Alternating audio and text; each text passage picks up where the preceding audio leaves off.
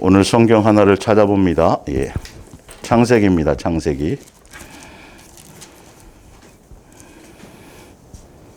창세기 2장입니다. 2장 23절.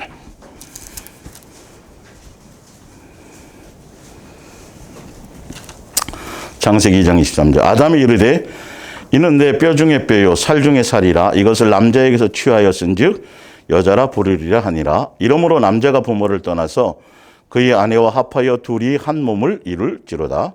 아담과 그의 아내 두 사람이 벌거벗었으나 부끄러워하지 아니하니라. 아멘. 성경적 가정의 경건한 자녀와 심판 때라는 두 번째 시간 예수사랑 예수동행 이야기 목요 성경학교로는 255번째 시간이 되겠습니다. 첫 인류, 성경적인 가정을 통해서 예수님이 알게 하시고 깨닫게 하시고 계획하신 것이 있었는데 바로 경건한 자손을 얻기 위함입니다. 그래서 지금 창세기 처음에 첫 인류를 창조하시고 그것에 예수님이 가정을 허락하셔서 거기서 보면 이러므로 남자가 부모를 떠나서 그의 아내와 합하여 둘이 한 몸을 이룰지로다. 이렇게 돼서 첫째 아담, 사람으로 지은 첫째 아담의 그 가정에 예수님이 주신 것이 바로 이 말씀이죠. 남자가 부모를 떠나서 그의 아내와 합하여 둘이 한 몸을 이룰지로다. 그래서 첫 인류의 가정이 되었는데 이 첫 인류의 가정이 곧 에베소서로 가봅니다. 에베소서 5장입니다.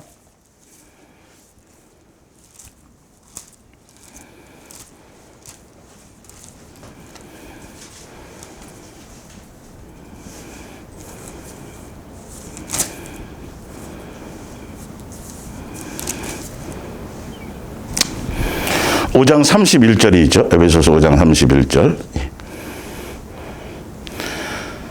31절. 그러므로 사람이 부모를 떠나서 그의 아내와 합하여 그 둘이 한 육체가 될지니라. 근데 이것이 지금 이 얘기, 지금 첫 아담의 가정을 통해서, 가정을 첫 인류를 통해서 가정을 주시고, 부부의 남편과 아내를 주시고, 첫 가정을 주셨는데 그것이 예수님에 대한 그림자, 예수님과 우리의 관계에 둘째 아담이 가질 그 가정에 대한 것인데 그게 교회와 예수님에 대한 비밀을 얘기하는 거였습니다. 예표였고 지금 실체이고요. 그래서 32절에 이 비밀이 크도다. 나는 그리스도와 교회에 대하여 말하노라 이렇게 돼 있어요. 자, 이제 프린트물로 돌아가서 한번 봅니다. 말라기 2장 14절. 너희는 이르기를 어찌 됨이니까 하는도다. 이는 너와 내가 어려서 맞이한 아내 사이에 여호와께서 증인이 되시기 때문이라. 그는 내 짝이요 너와 서약한 아내로되 내가 그에게 거짓을 행하였도다. 15절에 그러므로 영이 충만하였으나 오직 하나를 만들지 아니하셨느냐. 어찌하여 하나만 만드셨느냐. 오직 하나만을, 영이 충만하였지만 오직 하나를 만들지 아니하셨느냐. 어찌하여 하나만 만드셨느냐. 바로 어찌하여 하나만 만드셨느냐. 영이 충만하였지만 이것이 바로 첫 인류 아담에게 주신 육체로 주시고 그들에게 흙을 입히셔서 사람이 되게 하시고 그들의 한 영을 통해서 한 영만 창조하셨다라는 거죠. 첫 가정을, 첫 인류의 가정을 허락하셨다라는 건데 이 첫 인류의 가정은 곧 예수님과 우리와 이룰 그 영적인 교회 머리 되신 예수님과 우리가 성전이요 그분이 우리 안에 성전의 주인으로서의 그 관계를 그림자와 실체로 미리 그것까지 영적인 관계까지를 설명하는 것을 창세기에 나타내고 있다는 것입니다. 그런데 첫 인류의 가정을 통해서 그 안에 왜 주셨느냐 하면 이는 경건한 자손을 얻고자 함이라. 이게 예수님의 뜻이고 계획이에요. 근데 이게 어디서부터 나왔느냐 하면 이제 밑에 에베소서 1장을 가봅니다. 에베소서 1장. 찬송하리로다 하나님 곧 우리 주 예수 그리스도의 아버지께서 누구 안에서요? 그리스도 안에서 하늘에 속한 모든 신령한 복을 우리에게 주시되. 근데 하늘에 속한 신령한 모든 복은 창세전에 우리를 짓고 창조하기 전에 창세전에 예수 그리스도 안에서 우리를 택하사 우리로 사랑 안에서 그 앞에 거룩하고 흠이 없게 하시려고 예수님을 닮은 거룩하고 흠이 없게 곧 경건한 자녀, 경건한 자손을 얻게 되게 하시려고라는 계획을 세우시고 그래서 그 기쁘신 뜻대로 우리를 예정하사 예수 그리스도로 말미암아 자기의 아들들이 되게 예수님의 자녀가 되게 하시기 위해서 예수님을 닮은 하려 하셨으니 이는 그가 사랑하시는 자 안에서 우리에게 거저 주시는 바 그의 은혜의 영광을 찬송하게 하려는 것이라. 우리는 그리스도 안에서 그의 은혜의 풍성함을 따라 그의 피로 말미암아 속량 곧 죄 사함을 받았느니라. 이렇게 돼 있죠. 자, 그래서 거기 제가 말씀 원고에 정리를 해놨어요. 경건한 자손, 자, 경건한 자손을 얻는데, 자, 그래서 창세전에 하늘에 속한 신령한 복을 우리에게 주셔서 우리를 주시기 위해서 우리를 창조하셨는데 하늘에 속한 신령한 복의 실체의 내용이 뭐냐면 예수님 앞에서 점도 없고 흠도 없는 자가 되도록, 예, 경건한 자가 되도록. 근데 그 경건한 자가 되어지는 과정이 뭐냐면 예수 그리스도로 말미암아, 예수 그리스도 안에서 예수님으로 말미암아 하늘나라 상속자요, 또 예수님의 자녀요, 한 가족이요, 그리고 하늘에 가서 한상에서 밥 먹는 그런 자녀로 같은 얘기예요. 같은 얘기인데 그렇게 예수님과 한 가족이 되기 위해서는 점도 없고 흠도 없는 경건한 자녀가 되어야 돼요. 자, 그래서 그 경건한 자녀가 되는 그 통로의 과정이 뭐냐면 첫 인류 아담에게 첫 사람이죠. 그거 제가 말씀에 온 거에 정리해 놨죠. 예. 경건한 자녀의 실체가 어떻게 되어지냐면, 자, 경건한 자손의 계보. 그래서 첫 사람 아담과 그의 가정. 첫 사람, 첫 사람입니다. 아담과 그의 가정.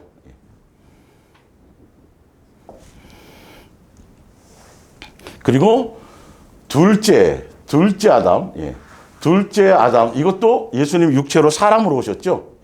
사람을, 곧, 아까 제가 에베소 5장 22절 읽어드린 것처럼 교회와 예수님과 우리의 관계를 얘기하는 거라고 돼 있어요. 그래서 육체로 말미암아, 육체를 입은 첫 인류 아담의 가정을 통해서 이것을 통해서 사실 경건한 자손을 얻기 위함인데 이 경건한 자손이 누구냐 하면 누구예요? 누가 오는 걸 얘기해요? 바로 예수님이 오실 것을 얘기합니다.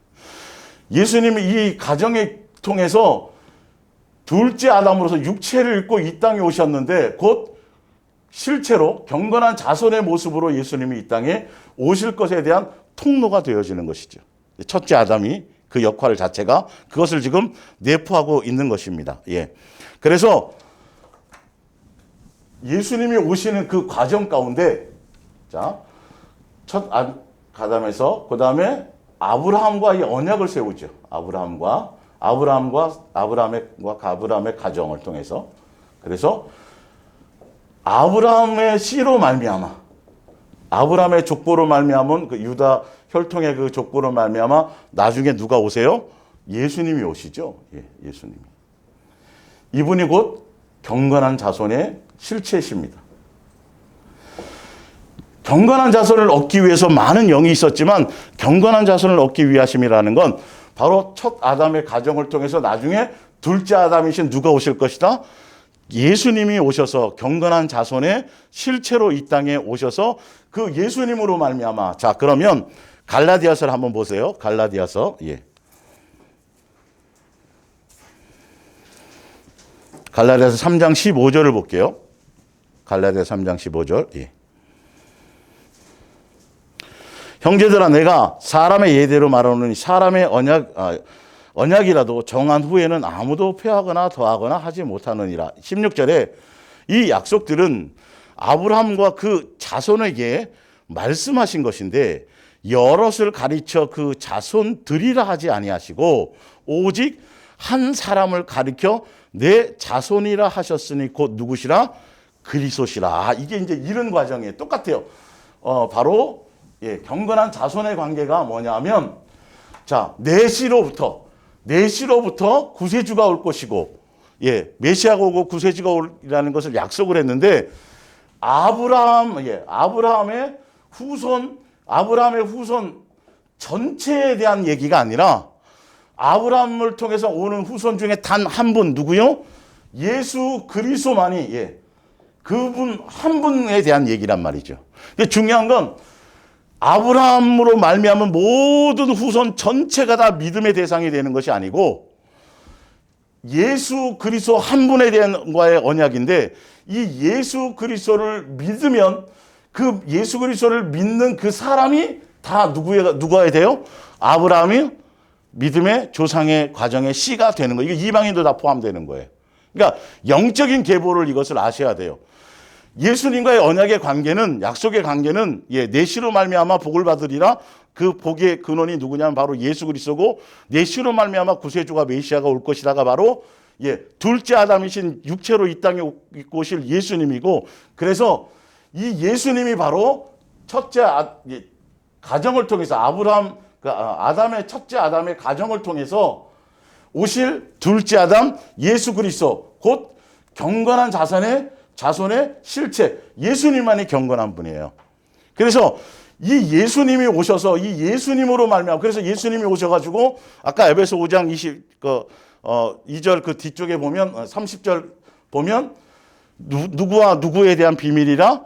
예수님과 우리에 대한 비밀, 예수님과 교회에 대한 비밀이라고 지금 분명히 얘기했잖아요. 그래서 예수님이 오셔서 예수님으로 말미암은, 예수님이 경건한 자손의 실체로 오셔서 예수님으로 말미암아 그 이후에 예수님으로 말미암아 양육받는 사람들, 그래서 이 양육된 사람들이 다 누구죠? 경건한 자손이 되는 사람들이. 순서가 그렇게 되어져요. 예수님이 경건한 자손으로 이 땅에 오시고, 이 예수님이 이 땅에 경건한 자손으로 오시기 위한 통로가 바로 첫째 아담의 가정을 통해서 왔고, 그 첫째 아담의 가정이 무너지고 그것을 제대로 하지 못하기 때문에 아브라함의 씨를 통해서, 아브라함과 믿음의 약속을 하고 아브라함의 씨를 통해서, 그 족보를 통해서 누가 오세요? 예수 그리스도가 오실 것을 얘기하는데, 그분이 곧 경건한 자손의 실체세요. 그리고 경건한 자손이신 예수님이 이 땅에 오셔서 죄 있는 다 우리를 점도 없고 흠도 없도록 다 어떻게 죄 십자가에서 다 죄 사하여 주시고, 예수님의 자녀답게 이제는 예수님으로 말미암은 가정이가 되겠죠. 그게 곧 기본이 교회고, 그러니까 예수님을 믿는 가정, 예수님이 주인된 가정은 그 자체가 곧 최소한의 교회고요. 교회라고 제가 말씀드렸어요. 그래서 그렇게 예수님이 경건한 자손의 실체이신 예수님이 이 땅에 오셔서 그분으로 말미암아 새롭게 우리는 지금 뭐가 되고 있다고요? 예수님으로 말미암아 양육되어져서 우리가 곧 그 이후로 계속 경건한 자손의 후손들이 되어져 가는 거죠. 하늘나라 상속자고 예수님과 한 자녀로서의 길을 가게 되는, 그 길을 가게 되는 것이라는 겁니다. 자, 일단 이 그림을 먼저 알고 계셔야, 지금 그래서 제가 이거 하기 전에 시리즈로 그리스도인의 성경적인 가정생활이라고 제가 그걸 설명드렸잖아요. 이게 예수님과 우리의 관계, 우리가 육체를 입고 이 땅에 출발하게 된 창세 전에 계획을 세우시고 그 계획을 예수 그리스도 안에서 완성하시고 이루시는 그 과정 가운데 가장 기본이고 가장 기초가 돼요. 그러니까 이 기본과 기초가 제대로 교회에서 양육되지 못하니까 전혀 경건한 자손으로서의 열매를 맺을 수 있는 길을 가지 못하게 됩니다. 그래서 지금 이제 오늘 제가 뒤에서 보여줄 것은 뭐냐 하면, 예수님으로 말미암은 경건한, 그래서 경건한 자손을 얻기 위해서 많은 영이 있었지만 한 영만 창조하시지 않았느냐? 그 첫 번째 인류의 출발이 첫째 아담이었고, 그 첫째 아담은 둘째 아담이신 경건한 자손으로 이 땅에 오실 예수님에 대한 통로에 대한 그림자에 불과했고, 실제로 그것은 예수님이 이 땅에 오셔서 우리와 성전 삼으시고 교회의 관계를 이루게 되는 것을 말씀하고 계시는 겁니다. 그래서 경건한 자손으로 예수님이 오시고 경건하신 그 예수님과 함께 성전 삼아서 교회의 관계가 되어서 동행하며 양육되어지는 모든 사람이 다 뭐가 돼요? 경건한 자녀가 되어야 돼요. 근데 성경에 지난주에 말씀드렸지만 무슨 일이 있었죠? 경건하지 않으면, 경건한 자녀가 되지 않으면 심판대 앞에서 다 멸망당하더라는 거예요. 심판대 앞에서 자유로울 사람이 없더라는 거예요. 노아 때 사람부터 시작해가지고 계속 소돔과 고모라도 다 보면 경건한 자손이냐 아니냐에 대한 부분. 결론은 예수님다운 사람이냐, 예수님의 자녀다움이냐, 예수님께 온전한 양육을 받은 그리스도의 사람이냐 아니냐에 따라서 그러니까 경건한 자녀가 심판대 앞에 서는 것은 아주 밀접한 관계라는 것을 알고 계셔야 된다는 겁니다. 예. 자, 그래서 좀 더 설명을 드릴게요. 아까 에베소서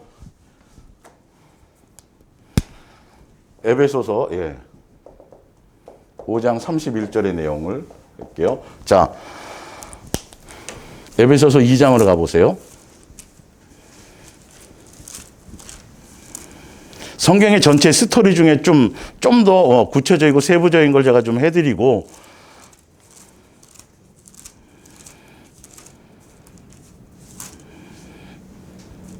자, 2장, 자, 이건 현대어 성경으로 좀 읽어드릴게요.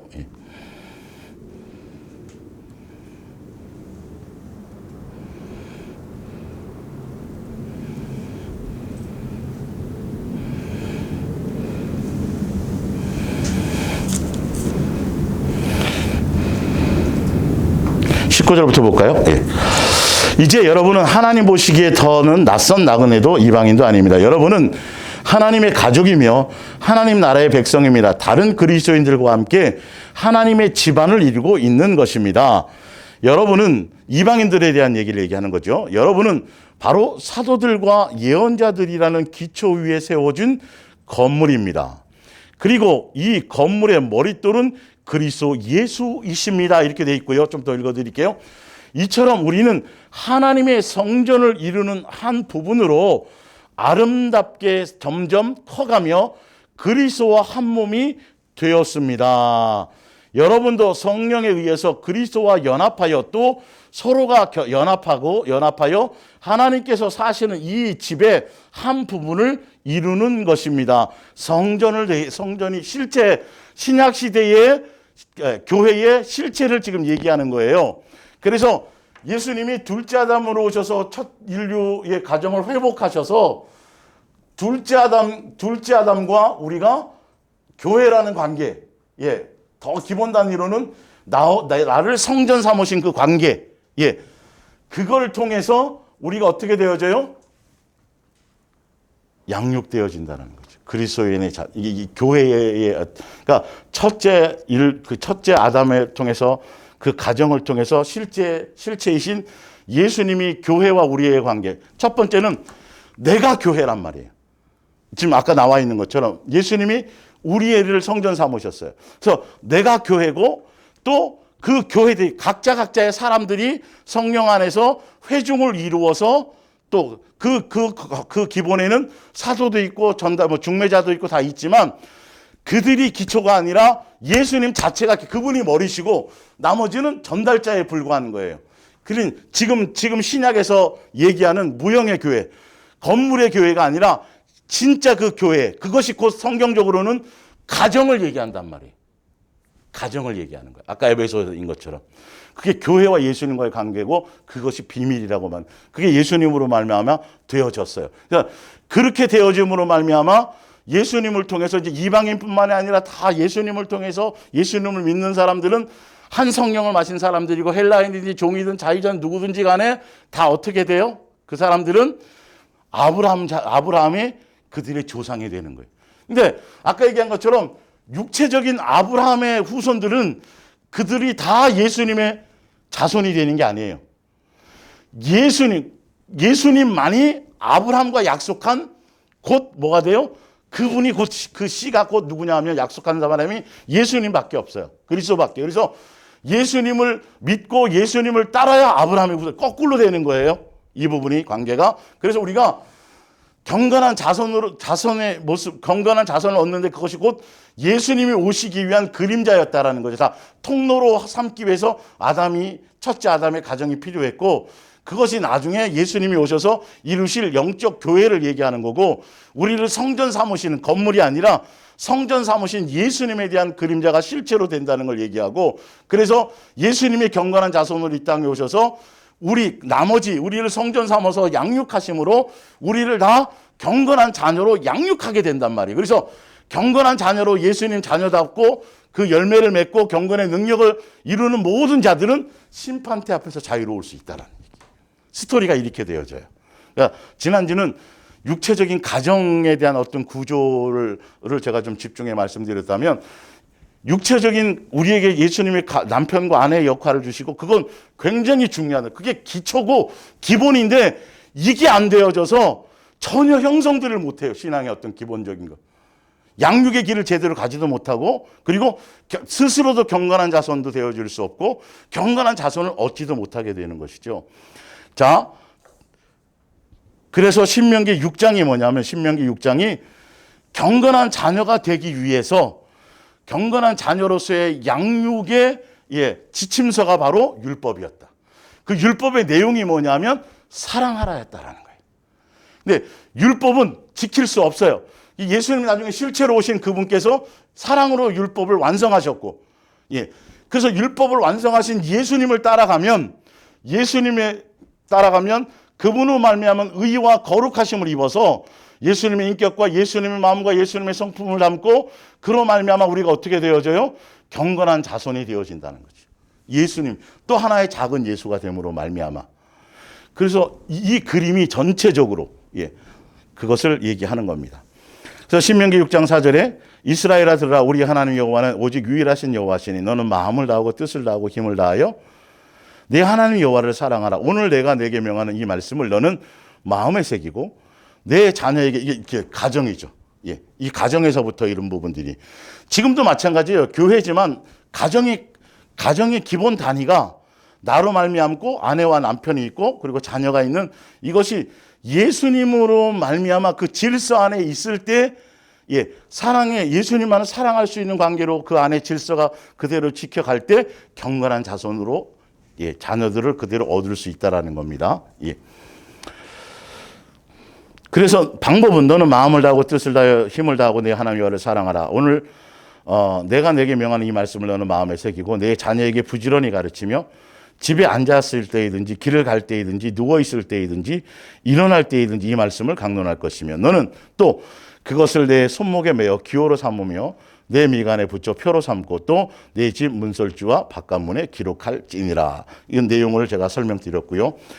그래서 베드로전서 3장이 이렇게 경건한 자손으로서의 우리가 그 길을 가기 위해서 예수님과 우리 교회된 우리와 관계 안에서 교회 머리 되신 예수님으로 말미암아 우리가 그리스도인의 가정, 성경적인 그리스도인의 가정으로서 우리가 예수님의 닮아 경건한 자손이 부모 세대가 먼저 경건한 모습으로 삶을 그것을 배우고 그 길을 가고 그 열매로 자녀들에게까지 경건한 모습들을, 경건한 열매를 맺게 가기 위해서는 그 기본의 가정에 아담과 하와의 가정이 아니라 아브라함과 사라의 가정이 기본 샘플이었다라는 것이죠. 표본이었다라는 거예요. 그래서 모든 열국의 아버지와 아브라함이, 그리고 사라는 열국의 어머니, 모든 아내된 사람의 대표, 기준을 삼아주는 것이죠. 사실은요. 첫 인류 아담과 하와의 가정이 아니라, 그래서 그 아브라함을 예수님이 택해서 아브라함과 약속을 맺고 그 아브라함의 씨를 통해서 그리스도가 온 거죠. 경건한 자손이 오신 거예요. 그래서 경건한 자손이 오셨는데 그분으로 말미암아 첫째 아담의 가정을 이렇게 경건한 자손의 가정으로 회복해서 첫째 아담의 가정이 경건한 모습을, 만약에 그 가정이 제대로 그것이 되어졌다라면 가인과 아벨과 이 자녀들이 제대로 경건한 자녀로 양육되어서 계속 그 길을 왔을 텐데 그걸 감당하지 못해서 가정이 깨져버렸단 말이죠. 그래서 아브라함의 씨와 약속을 통해서 예수님이 오셔서 예수님이 둘째 아담으로서 가정을 회복하시는 거예요. 그래서 예수님으로 말미암아 양육되어지는 모든 자녀들이 경건한 자녀가 되는 거예요. 이해가 가시죠? 그래서 회중의 교회 이전에 제일 먼저는 내가 예수님과의 관계에 먼저 이것이 되어져야 돼요. 성전되어지고 그분이 나를 인도자가 되어지고 내 주인이 되어지고 예수님과 나와 함께 먹고 마시는 관계가 먼저여야 돼요. 그리고 그 사람들이 그래서 가장 가까운 사람들, 뭐 아내건 남편이건 자녀든 그 가정이, 그 다음에 그 가정이 가장 첫 번째 기본이 교회가 되어지는 것이죠. 이 가정이 탄탄하게 믿음 안에서 제대로 성경적인 가정으로서의 길을 잘 가기 위해서는 아브라함과 예수님으로 말미암아 아브라함과 사라의 가정처럼 남편과 아내의 그 기본적인 그리스도인의 성경적인 가정, 그 제가 시리즈에 준 이 질서가 무너지지 말아야 된다는 것이죠. 그래서 이 안에서 그리고 그 다음에 회중의 교회인 거예요.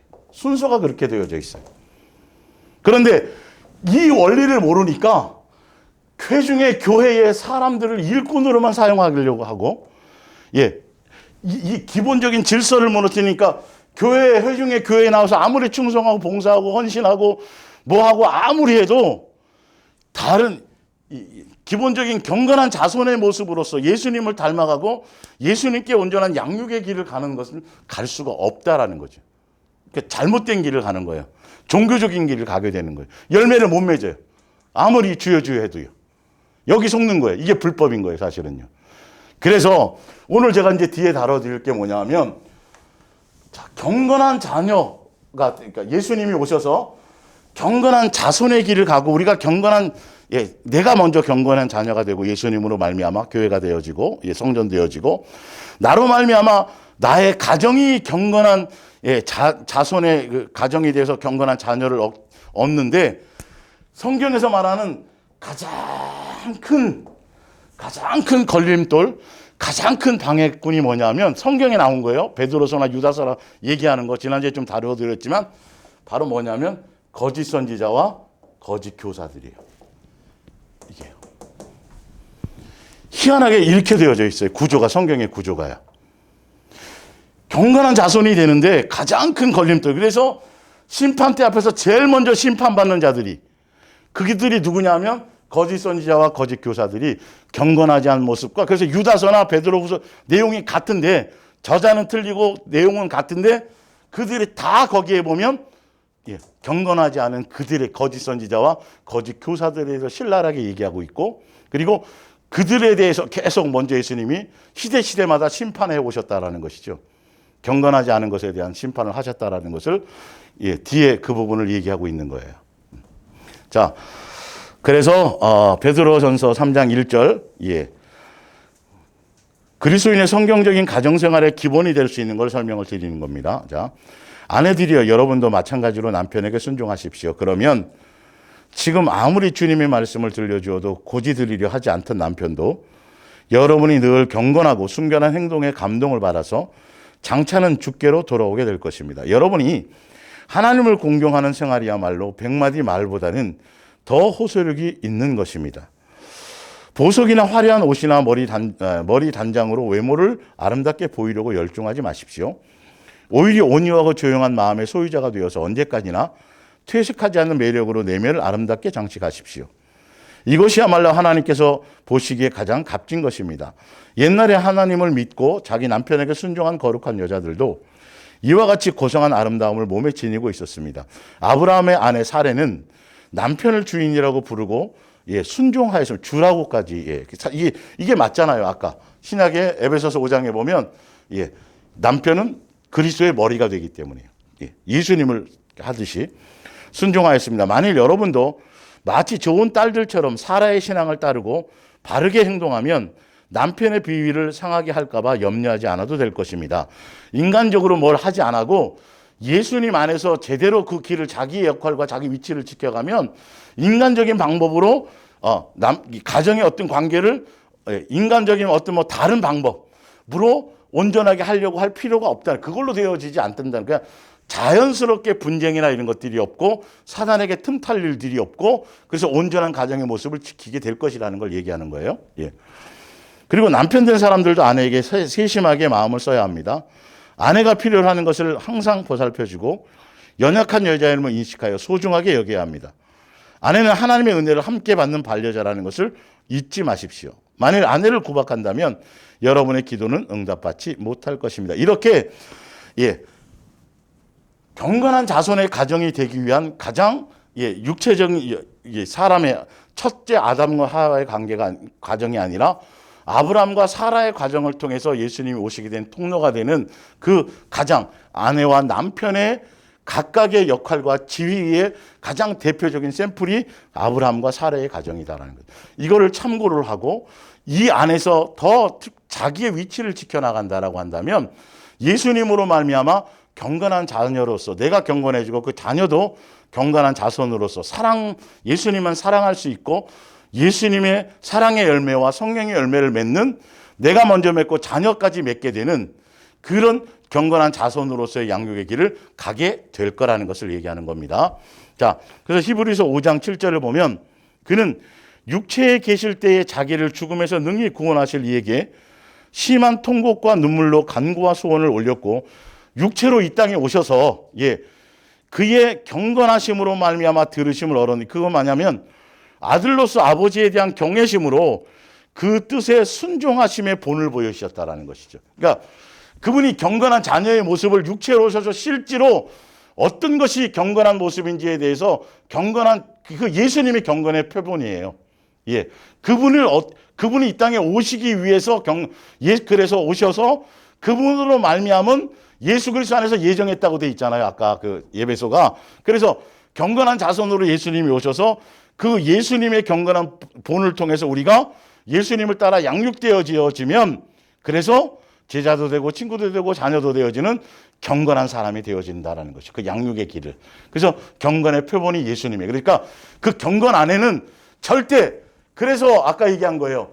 우리가 온전한 경건의 자녀가 되고 경건한 자손을 얻는데 가장 큰 걸림돌이 뭐냐면 경건의 표본이 누구였다고요? 누구요? 예수님이었는데 그러면 우리가 누구를 예수님 바라보고 예수님과 동행하고 예수님을 중매하고 예수님을 소개하고 여기가 돼야 되는데 이 중매자의 역할을 하는 이 사람들이 거짓 선지자 이게 안 되기 때문에 문제가 된다는 거지. 경건의 길을 갈 수 없게 만든다는 거죠. 교회 일은 열심히 하게 하는데 기도 열심히 전도 사명 하고 뭐 다 하는데 결론은 예수님을 향해 가지 못하게 하는 그들 때문에 결론은 그들은 제일 먼저 심판을 받고 그들을 따라서 소경이 되어서 그들을 따라가는 자들은 당연히 그 무리와 함께 소경을 인도해서 그 소경을 따라가면 같이 멸망받는데 왜 멸망받느냐면 경건의 길을 가지 않아서. 그래서 성경이 지금 뒤에 나와요. 그 경건에 대한 부분이. 자, 히브리서 12장 28절을 볼게요. 히브리서 12장 28절. 그러므로 우리가 흔들리지 않는 나라를 받았은즉 하늘나라 상속자로 우리가 먼저 지음 받았잖아요. 하늘에 속한 신령한 복을 이 땅의 것이 아니에요. 받았은즉 은혜를 받자. 이로 말미암아 경건함과 두려움으로 하나님을 기쁘시게 섬길지니. 흔들리지 않는 나라, 하늘나라 상속자가 되기 위해서 우리를 예수님 앞에서 점도 없고 흠도 없는 자요 예수님으로 말미암은 예수님의 자녀가 되게 하시는 하늘나라 상속자가 되게 하시고 예수님의 한 가족이 되게 하시고 그렇게 되게 하기 위한 그 뜻과 그 계획으로 우리는 지음받았으니 하늘나라 상속자가 되도록 지음받았으니 우리가 할 일은 뭐예요? 경건함과 두려움으로 하나님을 기쁘게 섬기는 것에 온 초점이 있어야 된다는 거죠. 이게 그렇게 연결되는 거예요. 경건이라는 이 부분이. 단어적으로 그 부분이 있는 것이죠. 그래서 성경의 구조가 지금 그렇게 되어져 있어요. 자, 이제 뒷장으로 넘어가 보세요.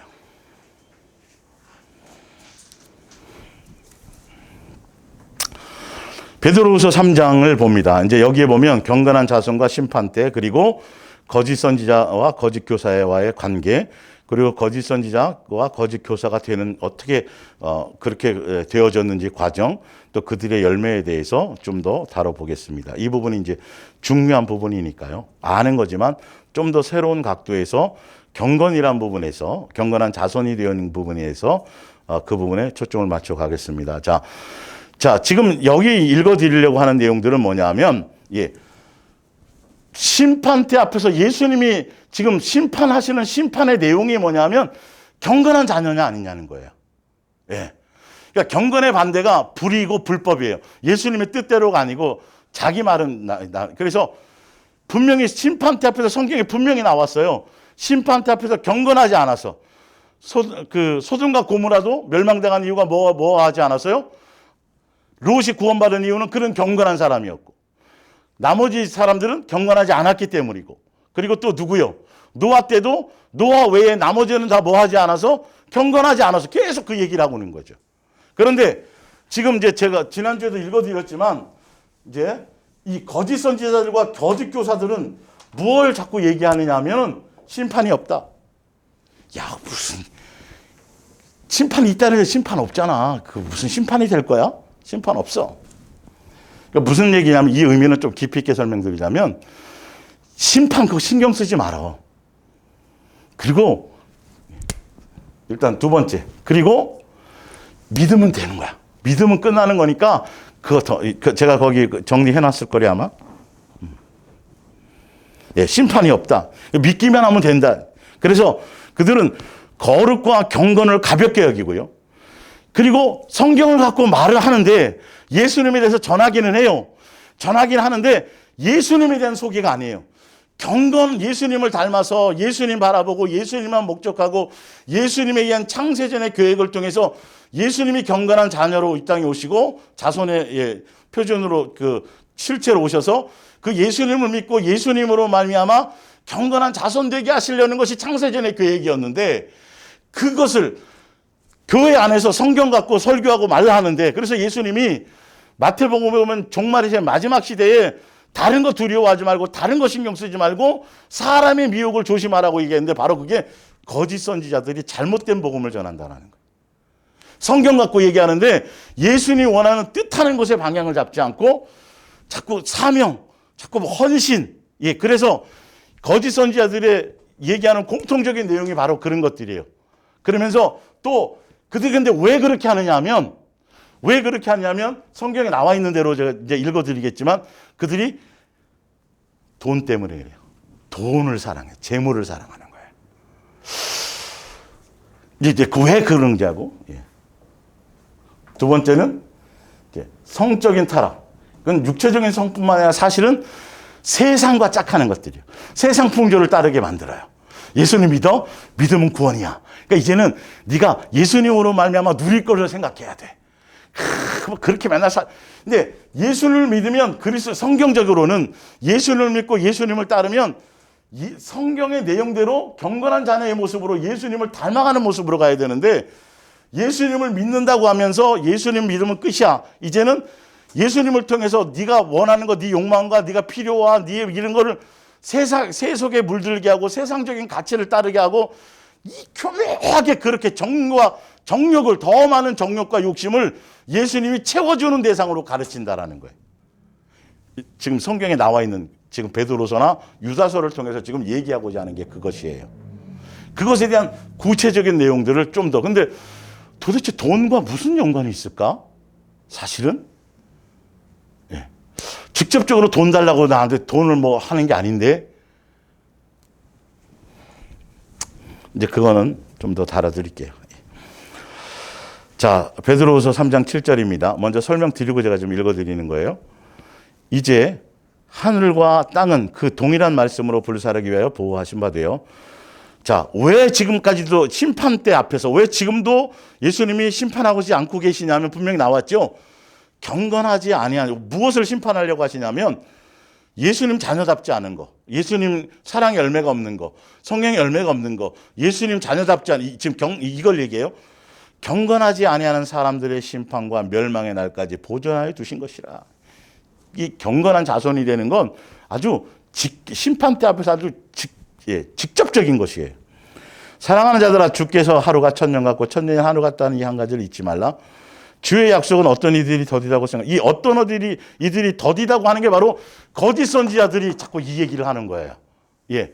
그래서 자꾸 예수님에 대한 생각보다는 예수님에 대한 생각에는 종말에 대한 생각을 하라는 게 아니라 오늘 하루하루 내가 예수님의 자녀로 경건을 유지하고 거룩함을 유지하고 그렇게 매일매일 거듭나는 삶을 사는 경건한 자녀로서 양육되어지는 것에 초점을 두게 만들어야 되는데 정말 하면서도 결론은 다른 생각에 하게 만드는 것들이라는 것이죠. 예. 주께서는 너희를 위하여 더욱 오래 참으사 아무도 멸망하지 아니하고 다 회개에 이르기를 원하느라. 근데 뭘 회개하기를 원하냐면 11절에 이 모든 것이 종말이 곧 이렇게 올 터인데 예수님이 원하시는 건 뭐냐면 거룩하고 경건한 생활로 돌아가기를 원하신다라는 거예요. 이게 우리의 행실을 돌아보는 게 가장 중요하다는 거예요. 다른 데 신경 쓸 일이 없어요. 근데 교회들이 주여 주여 하고 뭐 자꾸 사명하고 사역하면서 계속 성도들에게 요구하고 하는 것이 뭐냐 하면, 자, 좀 더 읽고 제가 설명할까요, 그러면? 예. 하나님의 날이 임하기를 바라고 간절히 사모하라. 그날에 하늘이 불에 타서 부러지고 물질이 뜨거운 물에 녹아지려니와. 우리 앞에는 하나님께서 약속하신 새하늘과 새 땅이 기다리고 있습니다. 그것은 하나님께서 보시기에 올바른 사람만이 들어가고 사는 곳입니다. 기준이 딱 정해져 있어요. 이게 경건한 자녀예요. 그 기준이 예수님이고요. 예수님 자녀다워야 돼요. 예. 그러므로 사랑하는 자들아 너희가 이것을 바라보나니 주 앞에서 점도 없고 흠도 없이, 지금 이것이 창세전에 계획했던 것들이요. 예. 평강 가운데서 나타나기를 힘쓰라. 그리하여 주께서 다시 오실 때에 기쁘게 맞아들이십시오. 또 16절에 또 그 모든 편지에도 이런 일에 관하여 말하였으되 그 중에 알기 어려운 것이 더러 있으니 무식한 자들은 성령의 열매가 없어요. 주여 주여 하는데, 뭔가 열심히 하려고 하는데, 뭐라고 하라고 하는데, 예, 기도 열심히 하고 뭐 종교적인 행위와 그것을 뭐 강조하고 막 요구는 하는데, 그런데 성령의 열매가 없는 사람들이 가르침이에요. 그게 거짓선지자들이라는 거예요. 예. 굳세지 못한 자들이 다른 성경과 같이 그것도 억지로 풀다가 스스로 멸망에 이르느니라. 그러므로 사랑하는 자들아 너희가 이것을 미리 알았은즉 무법한 자들의 미혹에 이끌려, 미혹당하면 안 돼요. 참 이 미혹, 예, 설명드릴게요. 이끌려 너희가 굳센 데서 떨어질까 삼가라. 오직 영적으로 성장하여 우리 주님이시며 구세주이신 예수 그리스도를 더 깊이 아는 사람이 되십시오. 영광이 이제와 영원한 날까지 그에게 있을지어다. 예수 그리스도가, 아까 예수님이 뭐예요? 경건한 자선의 실체이시고 그분이, 예, 표본이시기 때문에 그 예수님과 동행하고 예수님을 배워서, 그래서 지금 베드로후서 그 예수님에 대해서 깊이 안다는 것에서 베드로후서 1장 2절에서 4절까지 제가 지난주 읽어드렸어요. 현대어 성경으로 보시면 예수님을 배우고 예수님을 안다라는 건 예수님의 인격과 예수님의 성품과 예수님의 마음과, 예, 이것을 알고 배우는 건데, 그건 예수님을 향해서 예, 여러분들의 마음을 주고 그 사랑 안에 거하면 예수님으로 말미암아 그것이 공급되어진다라고 얘기했어요. 경건의 열매들이요. 예. 그래서 예수님께 초점이 있어야 되는데, 거짓 선지자들은 뭐냐 하면 성경 갖고 얘기하면서 예수님께 방향이 아니에요. 다 어디냐면 일과 사역과 행사와 프로그램과 여기 다, 이거 아주 그냥 적나라하게 제가 설명드릴 거예요. 더 구체적으로. 근데 왜 예수님이 이것 지금 거짓 선지자들이나 거짓 교사들에 대해서 다른 주제를 할 때도 다뤄드렸거든요. 왜냐하면 그들은 항상 그 안에 들어가는, 예, 무슨 재료를, 여러분 무슨 요리를 하든지 간에 소금이나 설탕은 기본으로 항상 들어가잖아요. 거짓 선지자들은 마찬가지예요. 사실은 빠질 요소가 없어요.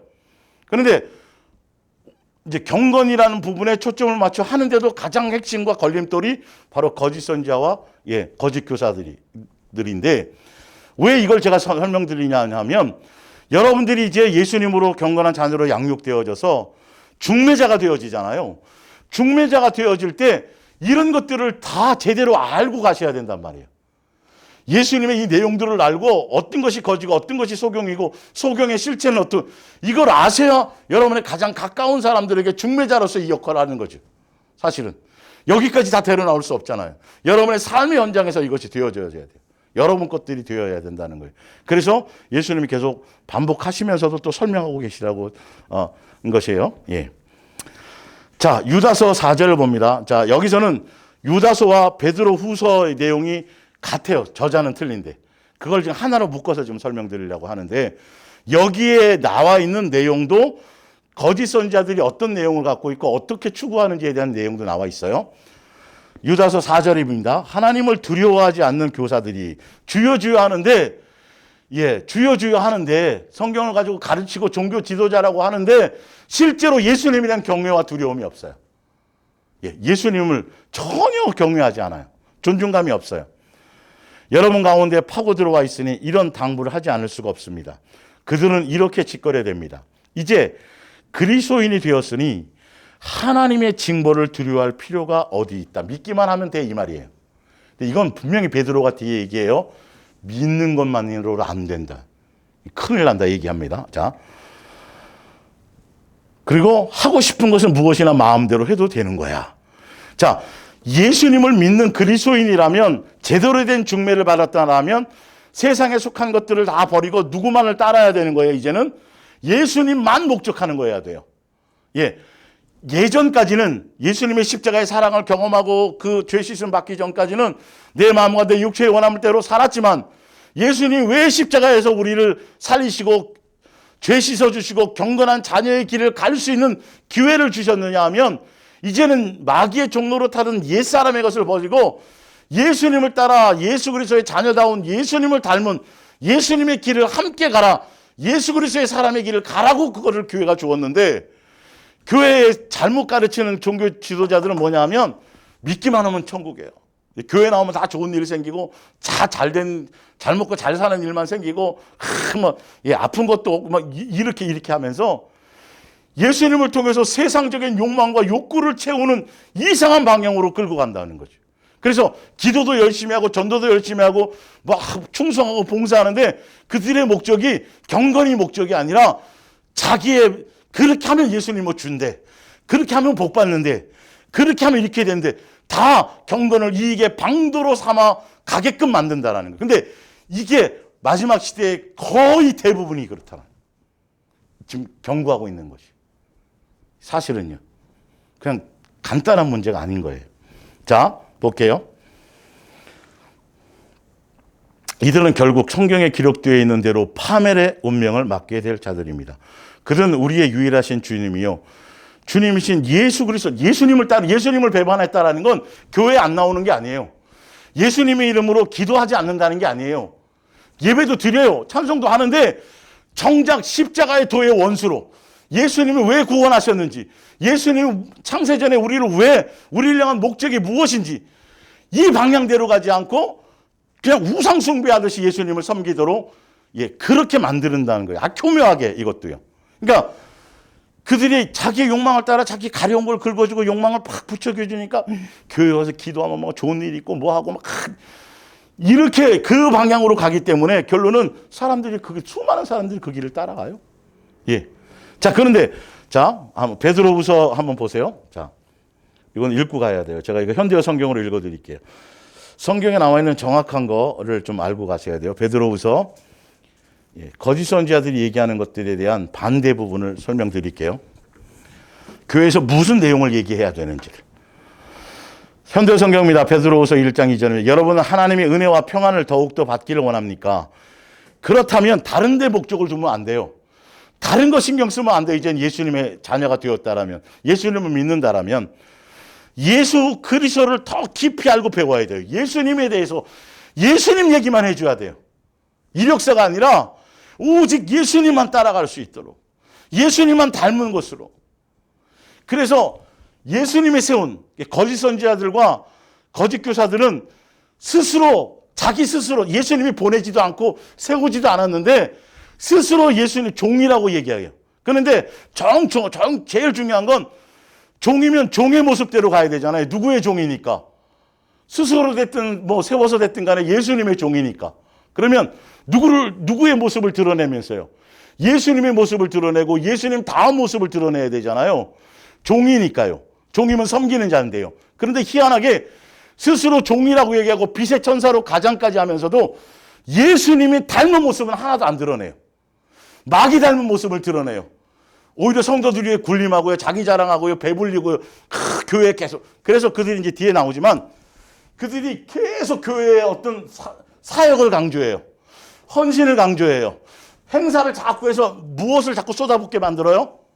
여기 뭐가 들어가요? 뭘 하면, 교회에서 자꾸 일하면. 돈이 들어가요, 돈 여러분. 헌금이라는 미명 아래 헌금의 항목을 계속 만들고 일을 계속 만들면서 성도들이 헌신이 들어가면 돈을 쌓아요. 재정이 계속 쌓여요. 재정이 쌓여요. 이렇게 탐하는 거예요, 사실은요. 예를 들어 볼게요. 자, 오늘 교회가 어느 순간 언제 예수님이 직분을 주는데 장로 직분 주고 집사 직분 주고 하는데 돈 요구해 안 해요, 교회에서? 하죠, 그렇죠? 이렇게요, 이렇게. 그 예수님이 거룩한 직분을 맡았는데 우리가 맨입으로 없는 걸 만들어내가지고, 진짜 한국교회가 이렇게 됐잖아요. 그냥 할당제로 그냥.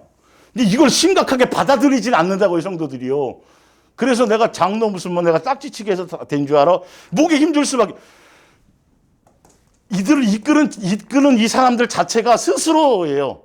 스스로 하나님의 종이 된 거예요. 예수님이 세운 사람은요, 철저하게 자기가 종인 걸 알아요. 그래서 예수님의 모습처럼 100%는 아니더라도 예수님 답게 살아가려고 해요.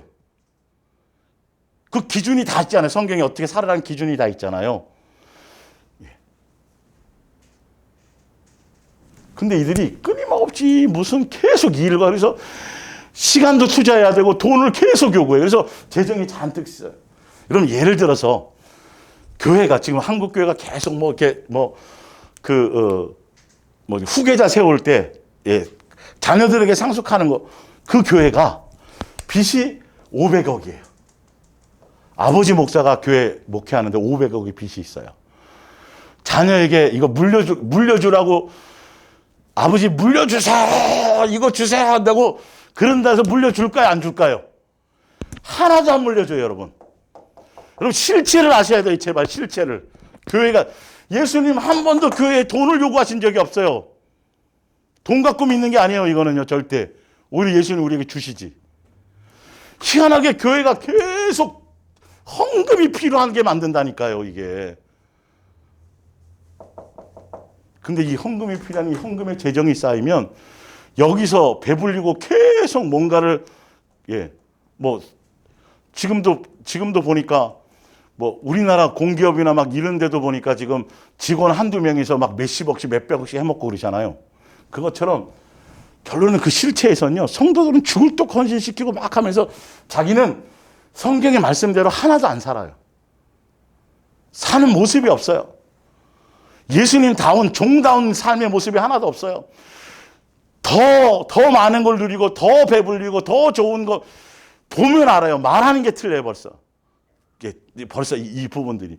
온유함과 예수님다운 것들 하나, 자기 자랑하고 교회 끊임없이 확장하려고 그러고 끊임없이 성도들이 죽을 둥상을 때 어떻게 사는지도 모르고 쥐어짜가지고 계속 이단들이 하는 짓이랑 똑같은 짓을 해요.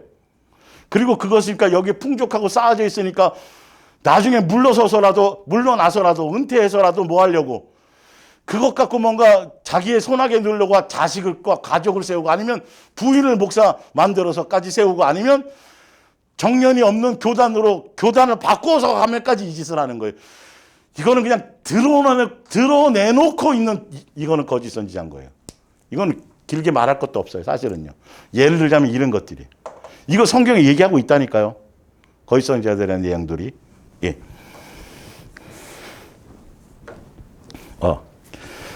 좀 더 읽어야 되겠죠. 우리가 그리스도 예수를 깊이 알면 알수록 그리스도께서는 당신이 지니신 위대한 능력으로 하나님 앞에서 올바른 생활을 하게, 하나님 앞에서 올바른 생활이 돈에 빠지는 생활이에요? 세상 거 누리는 생활이에요? 하나님 앞에서 올바른 생활은 세상과 세상에 속한 것이 멀어지는 거예요. 세상에 대해서 내가 관심이 없는 거예요. 이게 기본이잖아요, 경건의 거룩함에, 그죠? 근데 교회에 나와서 뭔가 직분을 받고 뭔가 한다면 하면 할수록 계속 세상 것을 더 누리고 더 쌓고 더 얻는 것에 있다고요. 이게 거짓 선지자를 따라가면 교묘하게 성경을 이상한 쪽으로 끌고 가버려요. 자기 배불리는 쪽으로요. 여기 속는 거예요. 예수님이 가르친 거는 정반대거든요. 그뿐만 아닙니다. 그리스도께서는 당신의 영광과 선한 성품도 우리에게 나누어 주십니다. 그리고 그 같은 권능으로 놀라운 은총을 풍성하게 내려주시기로 약속해 주셨습니다. 그 덕분에 우리는 정욕과 부패에서 해방되어 그분의 품성을 나누어 받게 된 것입니다. 정욕과 욕심이 없어져서 예수님의 거룩하심을 따라가게 된다는 거죠.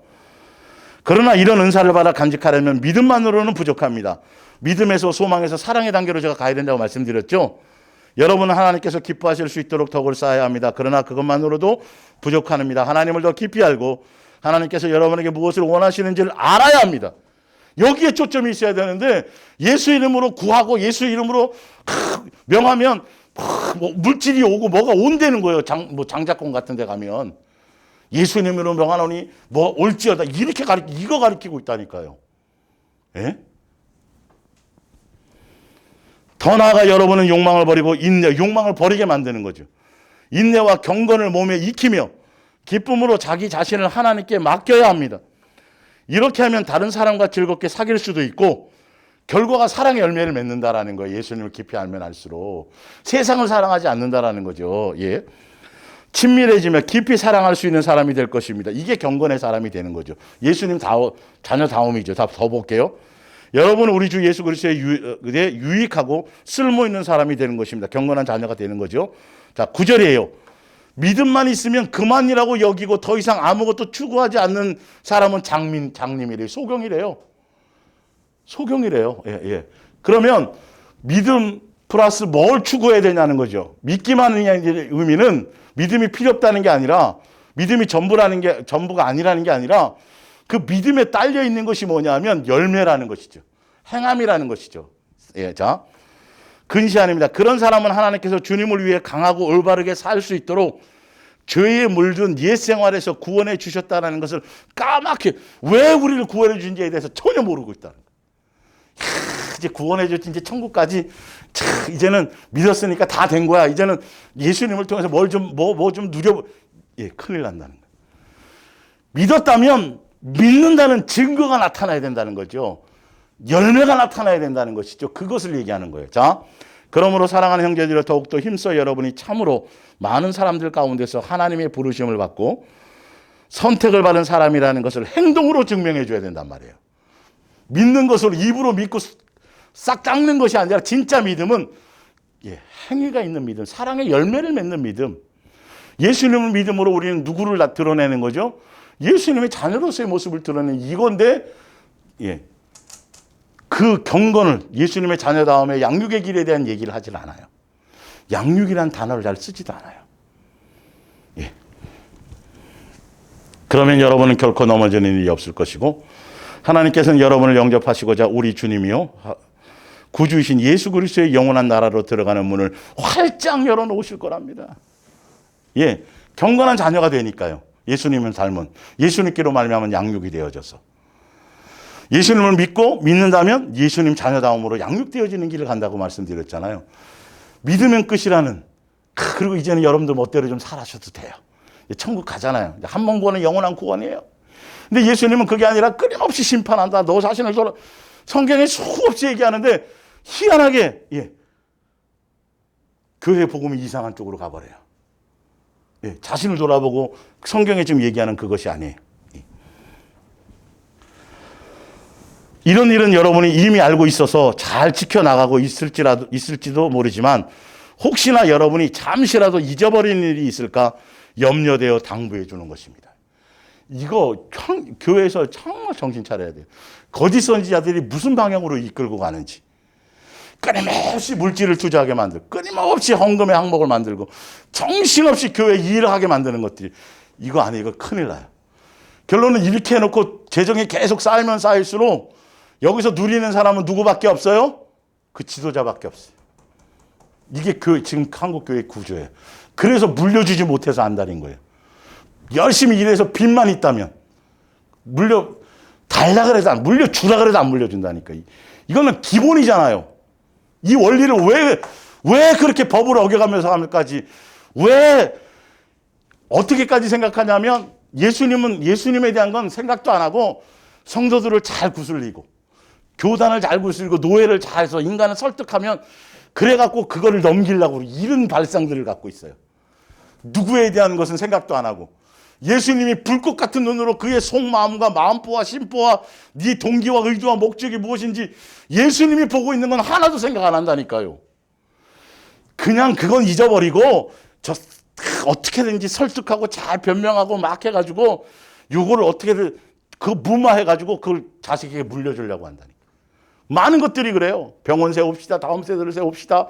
뭐 합시다. 헌금했는데 헌금이 그대로 잘 쓰여지는지 안 쓰여져 있는지도 검증도 못해요. 지금 한국교회가요. 사실은. 성도들만 계속 힘들어요. 그러니까 가정이 뭐 이것 때문에 뭐 헌금 때문에 싸우다가 이혼하고 별로 다 생길 거 아니겠어요? 정작 예수님이 하고자 하는 성경적인 가정이 기본이 다 무너지는 거예요. 그래서 웬만한 교회 가서 그 교회 아주 충성하고 봉사하는 아주 헌신적인 가정은 그 주일날 한 식구가 밥도 같이 못 먹어요. 누구는 청년회 가고 누구는 뭐 가고 다 흩어져 갖고 일주일에 한 번 쉬는 그날도 가정이 함께 모여서 밥 먹을 시간이 없어요. 정신없이. 도대체 무엇 때문에 그렇게 바쁘고 무엇 때문에 정신없어요? 근데 다 누구를 위한 거라 그래요? 주를 위한 거라 그래. 근데 주를 위한 그 내용의 속마음은 결론 누구 위한 거예요? 자기 복 받으려고. 자기 뭔가 채워준다니까. 여기에 속고 사기당했어요. 속고 사기당했어요. 정작 이 안에는 정과 욕심으로 더 교만으로 판단으로 정죄로 시기와 질투와 마귀적인 요소가 더 많아지는 거예요. 사실은요. 경건하고는 경건과 거룩하심하고는 어떤 수단 방법을 가려서라도 사기쳐서라도 교회 헌금 많이 내면 그 사람은 천국 가는 사람이 되니까 구조가요 지금. 그래서 교회에서 행세하는 거예요. 헌금 많이 하면 뭔가 헌신 많이 하면 이게 구조라니까요 지금 이게요. 성경에 나온 내용들을 우리는 직시해 봐야 돼요. 자, 베드로후서 2장 1절입니다. 예언하는 자들이 활동하던 시대에도 거짓 예언자들이 있었습니다. 그러니 여러분 가운데도 거짓 교사들이 나타나지 않을 리가 없습니다. 그들은 계속 이것이 염려스러운 거예요. 하나님에 대해서 교묘한 거짓말을 늘어놓고요. 자기들을 위하여 피 흘리신 주님마저도 대항하려고 하고, 대항한다라는 건 대든다는 게 아니라 그 뜻과 반대되는 짓을 한다라는 거예요. 예수님에 대한 두려움이 없어요. 그러나 그런 자들을 기다리고 있는 것은 순식간에 휩쓸어버릴 무서운 최후뿐입니다. 2절에 그들은 성적인 범죄도 나쁠 것이 없다고 많은 사람들을 악한 가르침으로 현혹시킴으로써, 악한 가르침을 하는 거예요. 교회에서요, 이게요. 성경 가지고요. 그리스도와 그분의 교훈이 오히려 비방을 받게 할 것입니다. 이런 거짓 교사들은 탐욕에 가득 차서 여러분에게서 돈을 빼앗아 간대요. 어떤 방법으로요? 헌금이란 방법으로요. 주의 일이라는 방법으로요. 다음 세대를 세우고 뭐하고 교회 행사라는 명목으로요. 성경에도 없는 성금의 항목을 가지고요. 작정시키고요. 구역별로 뭐 시키고요. 다 누구를 위한 거래요? 주를 위한 거래요. 한 나라가 상급받는 거래요. 성경에 없는 것 가지고요. 결론은 그 모든 것들의 누림은 성도들은 피폐해지고 그것을 주관하는 사람들만 배불러지는 거예요. 이단처럼요. 결말 내용 자체가. 끊임없이 돈 얘기해요. 끊임없이 헌신 얘기해요. 성경에서 지금 얘기하는 거예요. 왜 그럴 수밖에 없는지는 제가 더 계속 좀 더 설명드릴게요.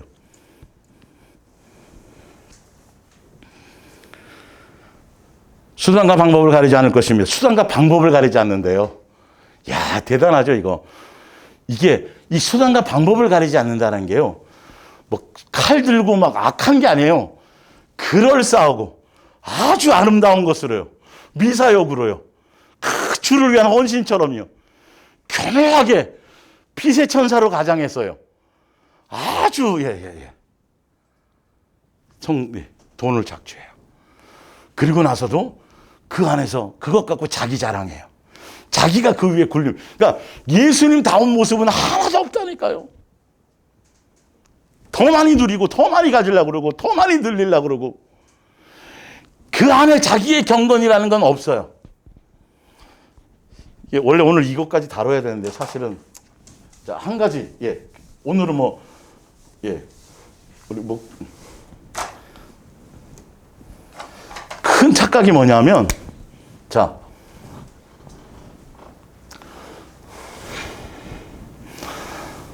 예수님 당시에도 그랬고 지금도 마찬가지지만 거짓 종교 지도자들, 거짓 목사들, 거짓 예수님이 세우시지 않고 예수님이 부르지 않은 스스로 직업적인 종, 직업적인 사람, 직업적인 지도자 그런 사람들이 생겨나는데 그 사람들이 가장 그러니까 예수님이 불러서 예수님이 양육해서 예수님의 방법으로 세우신 예수님의 종은요, 첫 번째 무슨 생각을 갖고 있냐면 그들의 가장 기본은요, 성경에 나와 있는 모든 내용, 이 내용 앞에 제일 먼저 이 내용을 가지고 심판받을 대상이 자기라는 걸 알아요.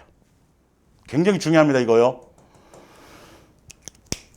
내가 말씀대로 제일 먼저 제 최일선에 서서 이 성경의 말씀대로 제일 먼저 살아야 되고 선임양으로서 본을 보여야 될 사람이 본인이라는 걸 안다라는 거예요. 이 말씀대로. 그리고 이 말씀대로 살지 않으면 성도들이나 뭐 어느 누구와 관계없이 자기도 동일하게 예수님의 심판대 앞에서 동일하게 심판받을 대상이라는 걸 알게 된다는 거예요. 그리고 두 번째는 이들은 절대 말로만 하지 않아요. 군림하지도 않아요. 예수님이 세운 종은 예수님께서도 말로만 하셨어요? 삶으로 보여주셨어요? 삶으로 본보기로 해주셨어요? 안 해주셨어요? 생활로 삶으로 다 보여주셨거든요. 그것을 배우게 돼 있어요. 예수님이 세운 종들은. 말로만 하지 않고 삶으로 예수님의 모습을 드러내요. 부족한다 할지라도. 예.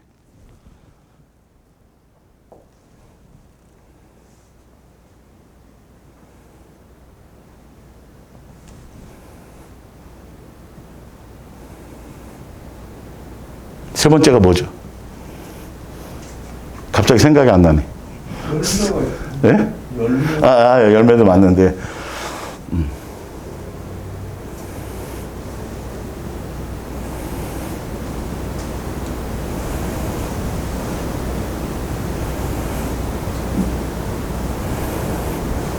하여튼, 예.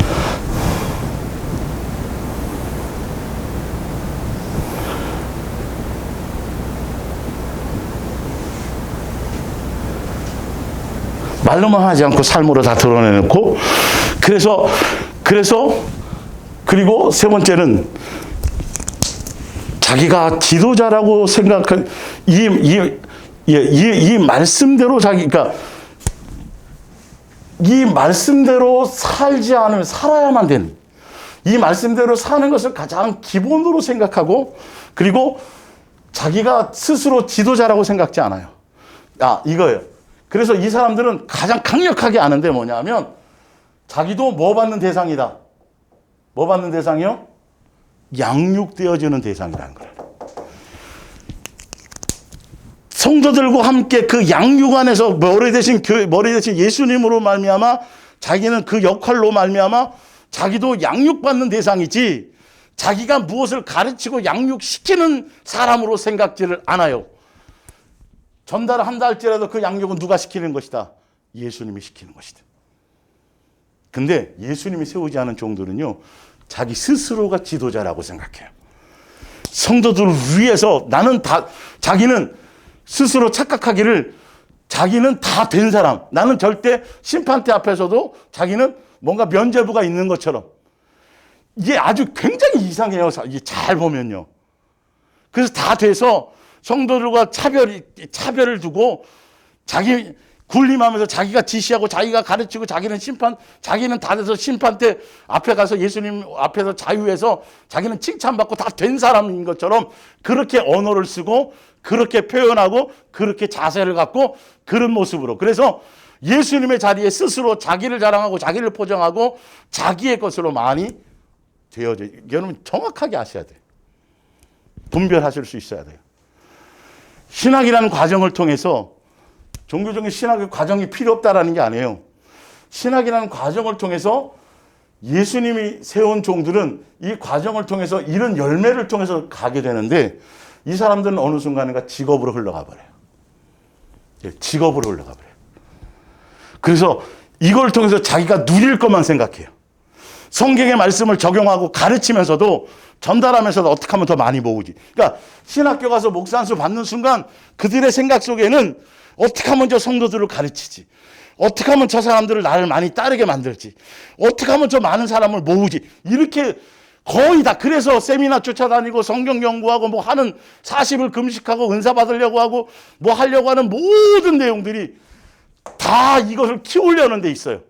자기가 양육받고 자기가 말씀대로 가서 예수님의 사람으로 경건해지고 세상이 자기가 새 사람 되어지고 자기가 장성한 자가 되어지고 성경의 적용을 자기에게 하려는 그런 목적으로 가는 사람이 아니에요. 잘 분별해서 들어야 돼요. 그들이 소경이에요. 이것에 대한 건 제가 성경을 다음 주에 찾아드릴게요. 예. 그러니까 오늘 지금 설명하는 성경의 이제 경건한 자손과 예수님의 경건한 자손의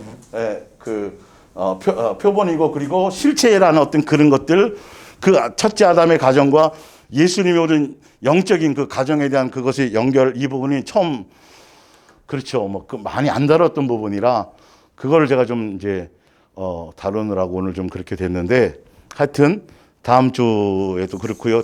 이제 다시 앞장으로 넘어가 보면 이제 뒤에 경건의 능력과 경건의 능력을 이루는 부분 방법 그 위에 있는 거 그거는 다음 이게 다 끝나면서 계속 이어서 제가 이제 행해 드릴 거고요.